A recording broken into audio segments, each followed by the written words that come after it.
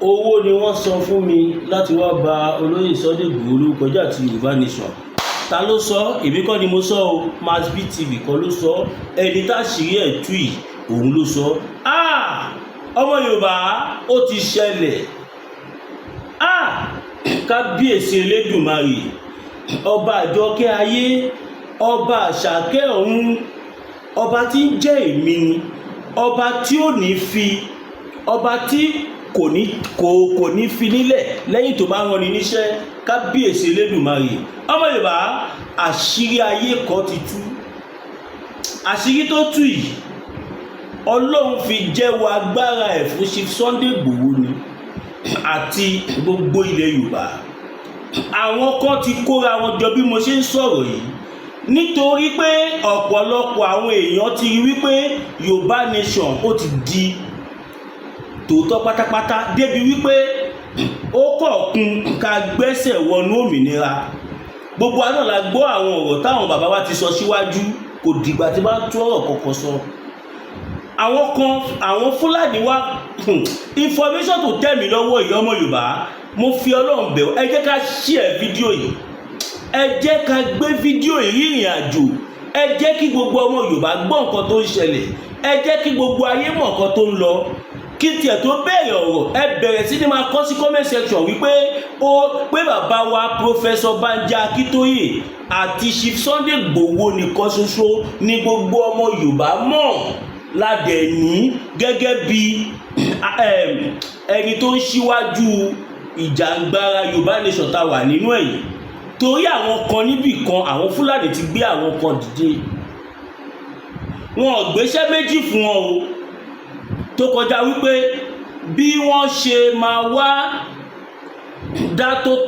bí wọ́n ṣe máa wá pa gbogbo nǹkan tá à ń ṣe àṣírí wọn ti tú o. Kódà ọ̀pọ̀lọpọ̀ lára wọn ti jẹ́wọ́.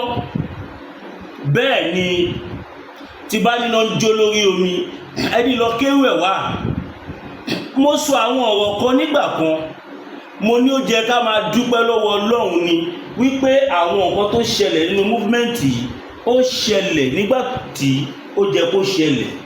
Torí wípé tí àwọn nǹkan yóò bá ṣẹlẹ̀ nígbà tí wọ́n ṣẹlẹ̀ yìí, ọ̀pọ̀lọpọ̀ wrong people ló máa wà nínú movement yìí pẹ̀lú àtàdẹ̀ nímọ̀.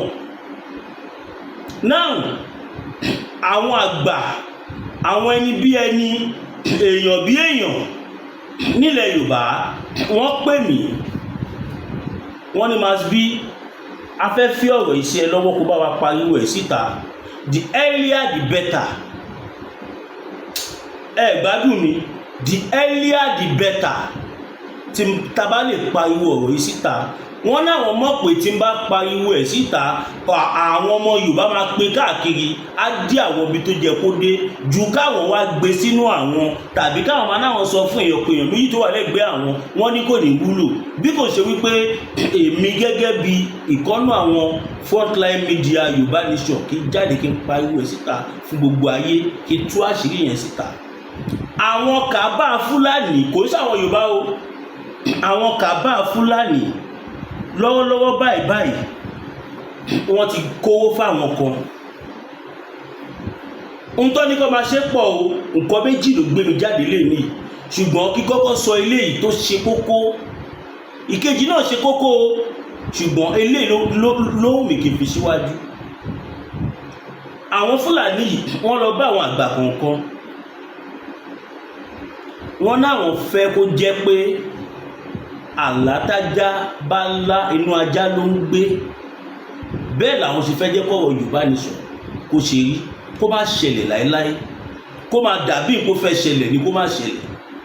Ìrànlọ́wọ́ wo ni wọ́n lè ṣe fáwọn? Ṣẹ́dẹ̀ mọ̀, káwọn bàbá wa ojú wọn ti là, wọ́n ti rí wípé ohun tí àwọn ará bí ìtọ́ ń fún àwọn kò tiẹ̀ tó ìdá 100 kan tó tọ́ sáwọn. Tí a bá gba òmìnira ilẹ̀ Yorùbá tá bá dá dúró, àwọn bàbá yìí lé wọn dànù, wọ́n lé wọn dànù. Bọ̀ wọ́n jẹ́ kó pọ̀ àwọn information kọ̀ọ̀kan, wọ́n ṣàlàyé fún wọn wípé àwọn ti right United Nations, pé àwọn ni leader Yorùbá Nation, kò ń ṣe bàbá Akíntóyè, kò ń ṣe Chief Sunday Igboho, kò ń ṣe igbá, kò ń ṣàwo, débi pé wọ́n portray ara wọn gẹ́gẹ́ bí ẹni tí ó máa kó ọmọ Yorùbá délẹ̀ lérí tí ò ń ṣe bàbá Akíntóyè àti Chief Sunday Igboho. Kábíyèsí Elédùmarè. Ọmọ Yorùbá, èèyàn ń bẹ, ayé wà, èèyàn ń bẹ. Ẹ tí gbọ́ kankan o. Now òun ló fà á tí mo fi sọ wípé kẹ́kọ́kọ́ kọ́ síwájú wípé bàbá wa Professor Banji Akíntóyè ni representative wa àti bàbá wa olóyè Sunday Igboho, bàbá wa Láyọ̀mí Kóìkì, World Media, YSDM Media, Home Base, Maspit, everybody. Àwa tí à ń ṣe agbátẹrù ẹ̀ nìyẹn. À ń fàsìkò yìí sọ fún gbogbo àgbáyé wípé ẹni tí wọ́n bá ti rí láàrin wa tó bá wá sọ́dọ̀ wọn tàbí tó bá wá against kan tí à ń sọ, kó mọ̀ pé àwọn olóṣèlú tó ń ọ̀pẹ́ sí wa tá à ń torí wọn pariwo ni. Nísìnyí báyìí, nígbà tó ti lọ bá àwọn àgbààgbà tí ò work, tí wọ́n ti ráìtì, tí wọ́n email United Nations, tí àwọn yẹn èsì tó fún wọn, wọ́n jẹ́ kó mọ̀ pé àwọn ẹmọ̀ òyìnbó ní fi ọ̀rọ̀ sábẹ́ àwọn sọ. He or she is going to say the way it is. That's how they are going to say it. Wọ́n jẹ́ kó mọ̀ pé àwọn ò mọ̀ wọ́n. Professor Banji Akíntóyè làwọn máa ti Sunday Igboho. Wọ́n tún wá fẹ́ máa sọ nílànà bí n pé àwọn yẹn ti rẹpẹtẹ fún azi nípò ti sú àwọn yẹn, àwọn làwọn take over ẹ̀kọ́ nǹkan. Ẹ jẹ́ ká bẹ̀rẹ̀ sí ni máa kọ sí comment section wípé Chief Sunday Igboho àti Professor Banji Akíntóyè, they are still and they are our active leader. Gbogbo ọmọ Yorùbá, ẹ bá wa pín fídíò yìí sí gbòòrò ayé, ẹ dá sí gbòòrò.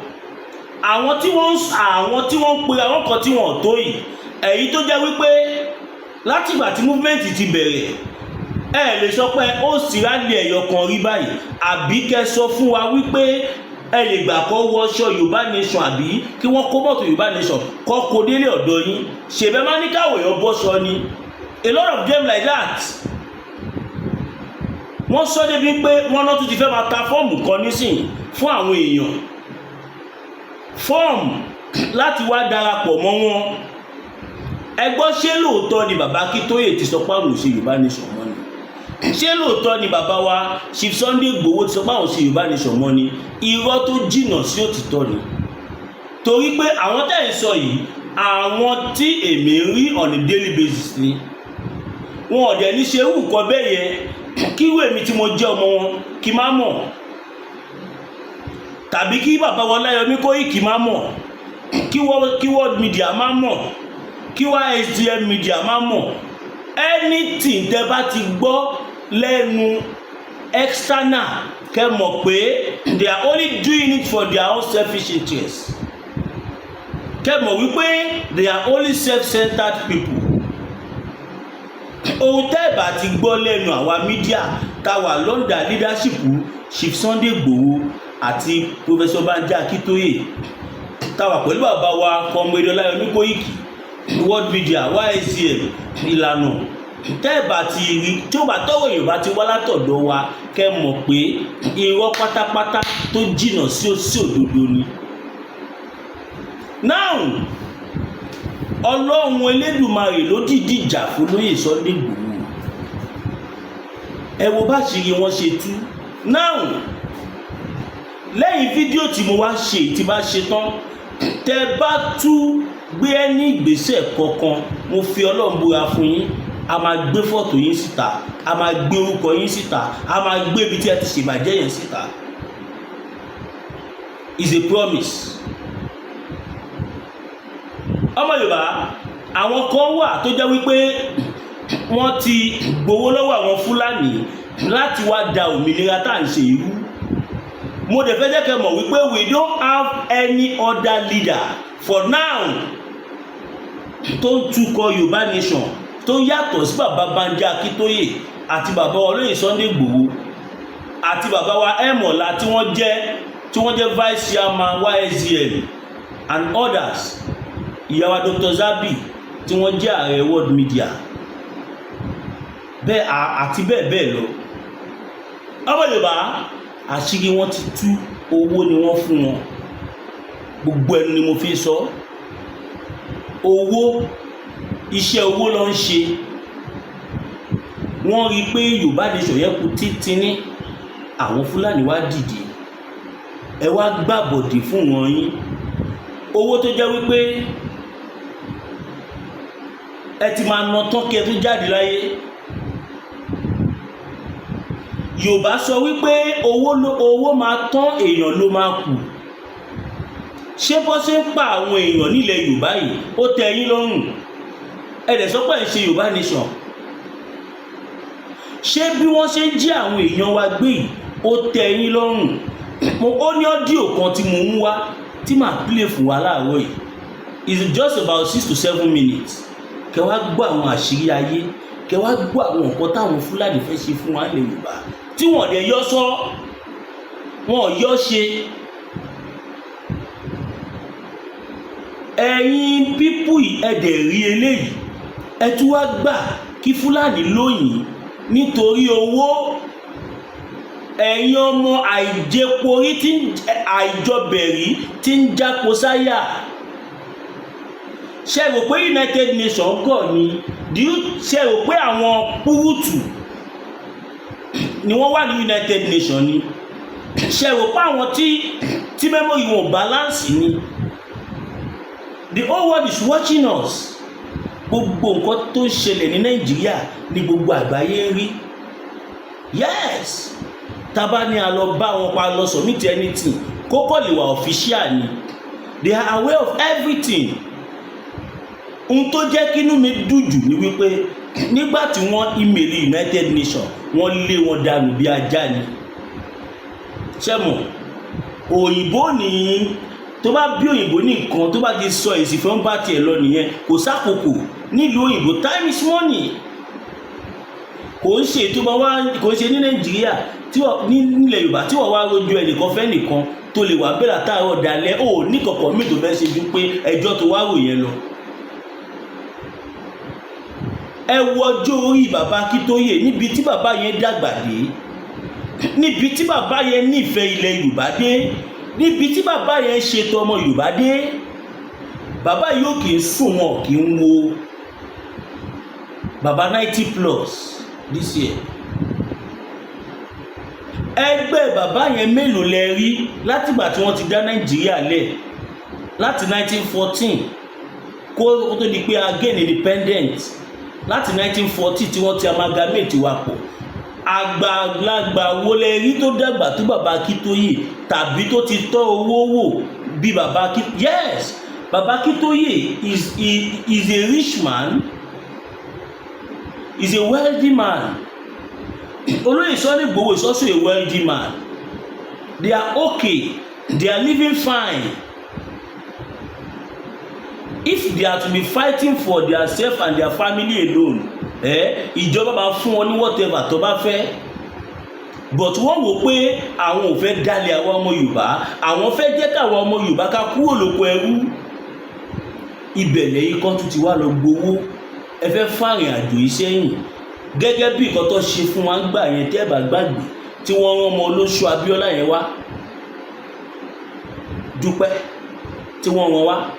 Ṣé mo kí mo sọ ọkọ fún yín, mo ní 2022 ni Yorùbá ò bá ti gba òmìnira. Gbogbo ẹnu ni mo fi sọ.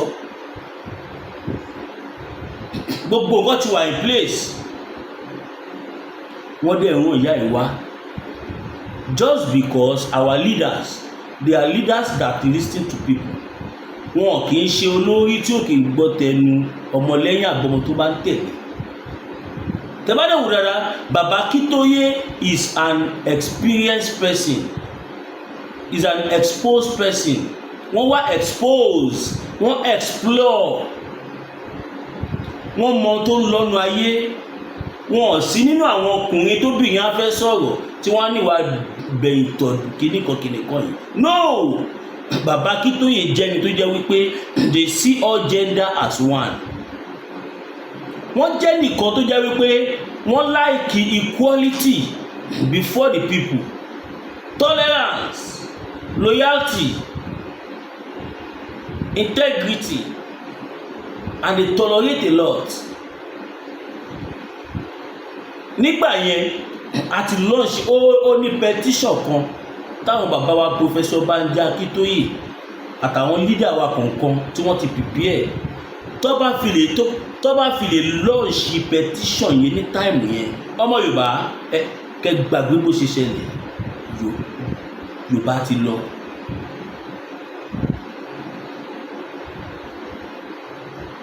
(2021/2) ìyá ìsáré bẹ́ wá ẹ̀ẹ́dẹ̀mọ̀ gbogbo wa kò sẹ́ tó gba kọ́ńtírì eléyìí máa mú àìdíà apart from blueprint ti bàbá wa Professor Banji Akintoye eléyìí amúti ẹ̀ wá tọ̀hún amúti ẹ̀ wá òun ló máa kó papọ̀ tó máa put together. Òun la ṣe fún obìnrin yìí ní listening ear tó dẹ̀ mọ̀ọ́mọ̀ because ìgbà tó ti wà pẹ̀lú àwọn bàbá wa bí a bí 45 to 50% kan tó lọ wọ́n jẹ́ kó máa rí ẹ mọ̀ bọ́ sí jẹ́ kó máa rí báyìí a kò rí pé àwọn Fúlàní gọ́ọ̀mẹ̀ntì wọ́n ń blọ́ọ̀kì ẹ̀ ó tún wá ṣe kí ni ó tún wá ṣe declaration fake. Ta ló fẹ́ ràn yàn lọ́wọ́ tó máa gbọ́ pé ti ṣe declaration fake tí ò ní sádànù kódà abẹ́lùgbẹ́ ní tó yẹ òmìnira Yorùbá ní 2022 yẹn mo mọ̀ nǹkan tí mò ń sọ. Nísìnyí báyìí Ọlọ́run tún ti ṣiṣẹ́ yẹn dójú àmì Ọlọ́run ti ṣe débi tó jẹ́ wípé ó ní kọjá ìtumọ̀ to the glory of God. Now this the same Fulani cabal wọ́n tún ti lọ ṣe kí ni wọ́n tún ti gbé owó dìde àwọn ọmọ àìjọbẹ̀rí tó ń jáko sáyà wọ́n tún ti bẹ̀rẹ̀ business as usual but àwa ń fi àsìkò yìí sọ fún gbogbo ẹ̀yàn ọmọ Yorùbá káàkiri àgbáláyé wípé anybody tẹ́ bá ti rí tó bá wá sọ̀rọ̀ against àwọn bàbá wa tàbí tó ń sọ stylishly kẹ́ mọ̀ pé ní lára àwọn tó ń gbowó lọ́wọ́ Fúlàní ni ọmọ Yorùbá ní gbogbo wa o everybody dẹ̀ mọ̀ wípé bàbá Akíntóyè ò gbowó lọ́wọ́ ẹnì kankan pé àwọn fẹ́ jà fúnlẹ̀ Yorùbá bẹ́ẹ̀ yìí ṣe bí àwa ṣe jọmọ Yorùbá bẹ́ẹ̀ náà ni bàbá Akíntóyè jọmọ Yorùbá o bí bàbá wa Dr. Chief Sunday Adéníyì Adéyẹmọ Ìgbòho Òòṣà owó baba Dami ẹkùn ọkọ Fúlàní àjànàkú kọjá mo rí nǹkan fèyí tàbárí nǹkan ní ayé ẹmu ẹkì ẹran bí ó rẹ̀ kọ́ tàtàtàtàtà ládé Aláàfin ò ládé adé aládìkún la gbà fà láàfin ìran àwọn bàbá wa ti ń ṣoore tipẹ́tipẹ́ látọjọ́ tó pẹ́ àwọn ló máa ń pè ní afúnni lóúnjẹ má wù bẹ̀ afúnni lẹ́ran jokùnlẹ̀ ni wọ́n. Àwọn bàbá yìí ti ṣiṣẹ́ ìdíbi tó lójú àmì ẹ máa rí pé gbogbo àwa tá à ń ṣe Yorùbá nation a change strategy wa tẹ́bàdé gbàgbé mo sọ ọkàn fún yín ní last year mo ní àwọn bàbá wa ti decide wípé they are not gonna say anything outside again ohun tá a bá ti ṣe tá a ti kọjá ẹ̀ for a long time òun láì ṣe máa make references so tó bá tẹ̀ ní fẹ́sàrí ṣe anything gan ọ̀nà ti jìn. Ọmọ Yorùbá ẹ bá wa pariwo lé àwọn pípù yìí pé kó fi Yorùbá lẹ́lọ́rùn o ẹ máa bá wa pass message yẹn ní comment section ẹ jẹ́ kí wọ́n mọ̀ wípé a ò nídìí anybody tó bá fẹ́ wá destroy nǹkan tá à ń ṣe kíní ìkan wà jura wa lọ àwa kan wà tó jẹ́ wípé nítorí movement yìí a ò ní freedom láti jáde bó ṣe wù wá mọ́. That is the fact. Àwa gbé dání lórí òtítọ́ ni ẹ wo Chief Sunday Igboho ìrìn wọn wà limited bí wọ́n ṣe lè rí family wọn wà limited and wọn ò dẹ̀ padà lórí movement tá à ń ṣe láyé Chief Sunday Igboho wọ́n wà nínú Yorùbá nation 100%. Likewise Baba Akintoye, likewise Koiki Media, likewise àwa media náà ta dúró tán ká wà lórí ẹsẹ̀ wa méjèèjì. Now kí n tó bọ́ sí ìpele kejì, kábíyèsí Elédùmarè, àánú ọ̀pọ̀lọpọ̀ àwọn ọmọ Yorùbá kan dẹ̀ ṣe mí tó jẹ́ wípé tí Mass B bá ti lè ṣe fídíò báyìí, tẹ́ bá ti lè rí fídíò Mass B báyìí, ìbànújẹ́ adébálẹ̀ ayé yín. Kẹ̀bẹ́rẹ̀ sí máa sọ oríṣiríṣi fake news ní ìròyìn ẹlẹ́jẹ̀ ní ọ̀pọ̀lọpọ̀ yín tẹ̀dẹ̀ ń sọ̀rọ̀ yìí gbójú jáde. Ọ̀pọ̀lọpọ̀ yín tẹ̀ ń sọ̀rọ̀ yìí tẹ́ bá kọjá lára wa gan àlèmọ̀pẹ́ yìí ni ẹ wà lórí ìyàwó yín kọ́nà kan kẹ́ máa ṣe voice note sọnù, ẹ máa sọ kò bá kùn gbé ọ̀rọ̀ sí Mass B TV. Èmi kọ́ lẹ̀ ń sọ sí ayé ara yín lẹ̀ ń bàjẹ́. If you think you can bring Mass B TV down, you just get it wrong. Torí ọ̀pọ̀lọpọ̀ ọrú yín làwa ti experience yìí. Ṣùgbọ́n mo ń wò yìí kò tí ì rìn mí ni o, tó bá gbogbo voice note everybody yín ló wà lọ́wọ́ mi. Níjọ́ tó bá rìn mí mo fi ọlọ́bùra fún yín, màá jáde màá dẹ́wà máa play voice note yín lẹ́yọ kọ̀ọ̀kan torí mi ìmọ̀ nǹkan tí mo gbà lọ́wọ́ yín.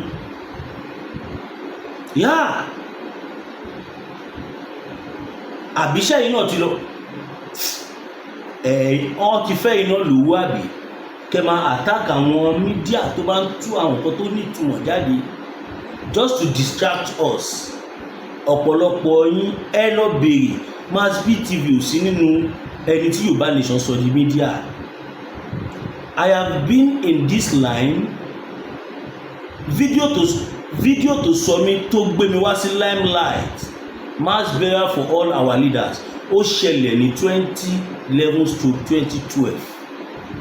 Mo dẹ̀ ti ń ṣe fídíò kò tó dìgbà yẹn. Ẹ̀rù kẹwòye ọdún yẹn sígbà tá a wà yìí. Ìgbà ó ní Yorùbá nation bẹ̀rẹ̀ 2019. Ṣe ẹ rí pé kò ń ṣe ṣeréṣeré. So èmi ti lẹ́spíríẹ̀nsì irú yín, a máa wò yín ìwọ̀n ni. Tabadẹ̀ ìpẹ́tù ti fẹ́ kọjá yìí jù, gbé voice note yín wá, wá play ẹ̀ fáwọn èèyàn, wá ní kí àwọn fans wa kọ́ bá wa gbọ́ tó bá tọ́ sí yín, tó bá possible gan máa tún gbé nọ́mbà yín jáde. Kí ló dé? Kí la gbé kí la jù? Ó ṣe wá le tó yìí.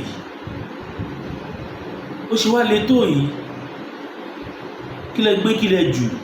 Ọ̀pọ̀lọpọ̀ yín ní kọ̀kọ̀ tẹ́ ẹ̀ ṣe fún movement kọjá wípé kẹ wà lórí WhatsApp group kẹ máa sọ àwọn kí ẹ máa sọ nǹkan tí ẹ ò lè ṣe lógún ọdún, ń tẹ́ lè ṣe ní ẹgbẹ̀gbẹ̀ta ọdún tí ẹ lè ṣe, ẹ máa sọ, ẹ máa pe ayé kan tí ẹ máa pe ayé kan tẹ́ ẹ̀ tó. Ẹ̀yin tí ẹ lógún Ìbàdàn, ẹ máa pe ayé ní lógún l'Ékòó.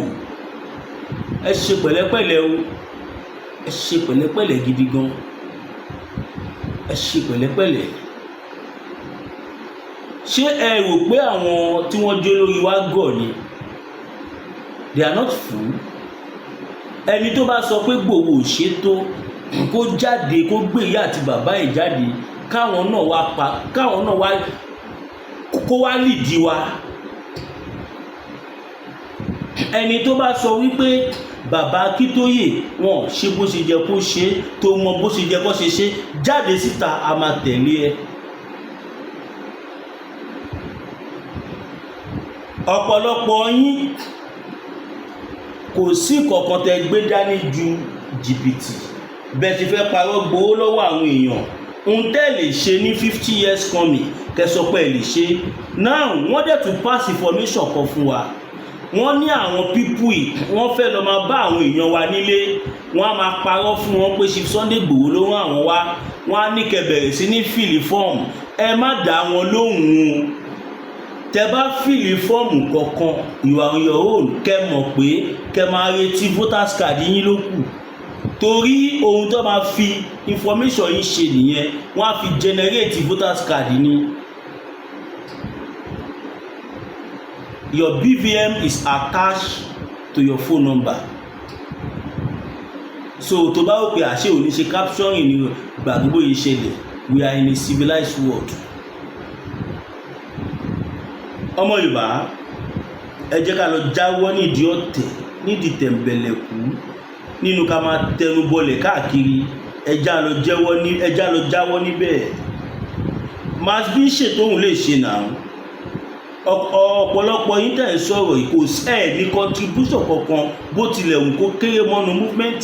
Ẹ̀yin dẹ̀lẹ́ jáláriwo. Ẹ̀yin tẹ́ bá jẹ́ nǹkan kan lẹ máa ń pe ayín pé ẹ tó ẹgbẹ̀gbẹ̀ta. Ìkọ́ tiẹ̀ sọ débi pé ṣé ọmọ Mass B yẹn ó sá lọ sí Kotonu ọ̀lẹ́ni. Nígbà tèmi wà lé mo ṣe gudugudu méje, mo ṣe yàyà mẹ́fà, ẹnu mi gbà, ọkùnrin ni mí. Kí lẹ fi ṣeré yìí? Gbogbo ayé ló mọ̀ pé Mass B ò sì ní ẹni tó fẹnu ṣe. Mi ò yínra mi. Ẹ̀yin tí ẹ ti ń tẹ̀lé mi tipẹ́tipẹ́, kẹ́ bá mi testify sí comment section. Ṣé ọ̀lẹ ni Mass B ni àbí Mass B gbìyànjú kan tó lè ṣe? Nígbà tèmi wà lé ìlú tí mo wà wọ́n lé mi wọ ìlú yìí. Ẹnu kọ́ lọ fi ṣe, no be for mouth. Àgbà tó bá lómi nínú kí n pariwo. Ẹni tí ó bá jẹ́ nǹkan kan ló máa ti tọ̀tọ̀tọ̀tọ̀tọ̀tọ̀. Kẹ́nájì tó ní tó yẹ kó fi ṣe nǹkan gidi, a máa fi tẹnu bọlẹ̀ kiri. Ẹni tó wá torí tiẹ̀ tó ń tẹnu bọlẹ̀ yẹn, òun dẹ̀ make progress, kò tiẹ̀ mọ̀ bóyá wà láì. Ẹ má jẹ́ ká máa jogún ọ̀tá, don't inherit enemy. Ọ̀pọ̀lọpọ̀ yín, kí ni Mass B ṣe fún yín? Ẹ ní ẹni physical evidence. Ẹ dẹ̀ ń fẹnu bà Mass B jẹ́ káàkiri kọ́ bàbá fún lówó. Nígbà táwọn èèyàn ò dẹ̀ fún mi kankan, ìjẹ́ mo kú. Mò ń pariwo pé mo nídìí equipment lórí tí mo ní mo fẹ́ fi set up studio.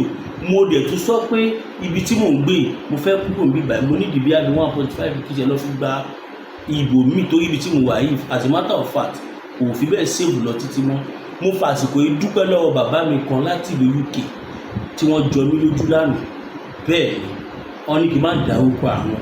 Mi ní dárúkọ yín. Ẹ ṣé, mo dúpẹ́ gan ni.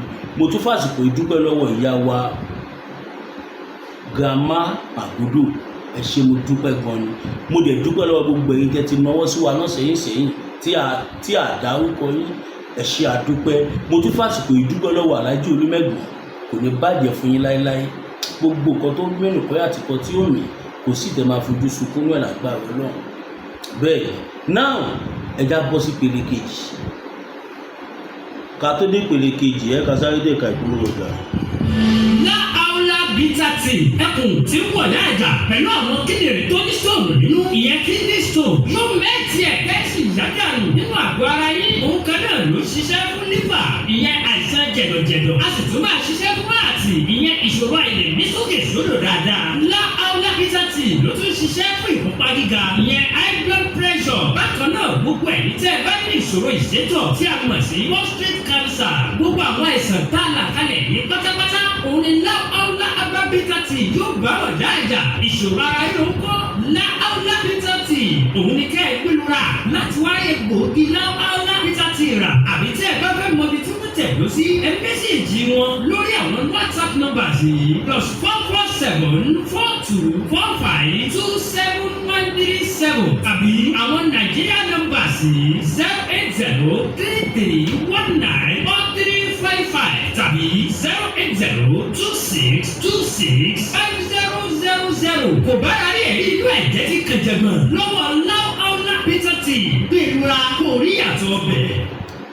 Ẹ̀yin èèyàn wa, tí ẹ bá ti rí anybody tó wá bá yín nílé, àwa tá wà pẹ̀lú àwọn bàbá wa ṣe Sunday Igboho, tí ẹ bá ti gbọ́ lẹ́nu wa, ìyàwó mídíà tá wà pẹ̀lú àwọn bàbá wa wípé pé ó ń kó fọ́ọ̀mù kan bọ̀ ó, kábọ̀ sí ń bọ̀ sí fọ́ọ̀mù tí wá jẹ́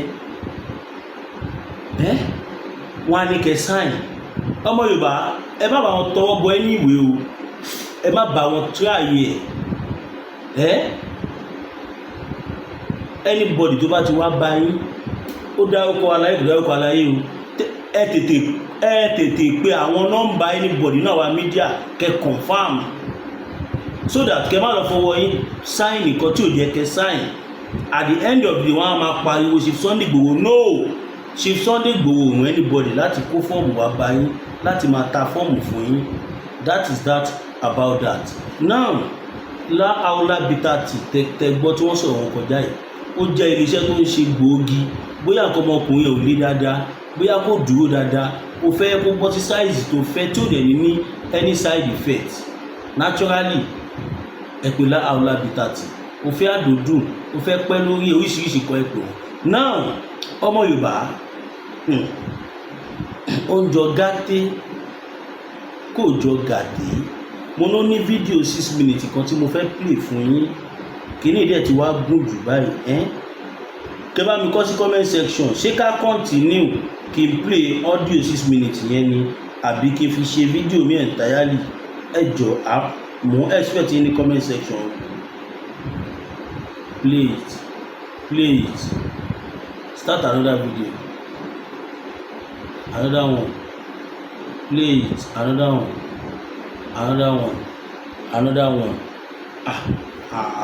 another one bí wọ́n ti pọ̀ kò tọ́nà ní tábà ní tanra wa kẹlò ní oníwò ní 30 minutes tó wà kó tó di pé aṣèké ni a gbé kúrò mo bẹ̀ gbogbo wa ẹ pín fídíò yìí.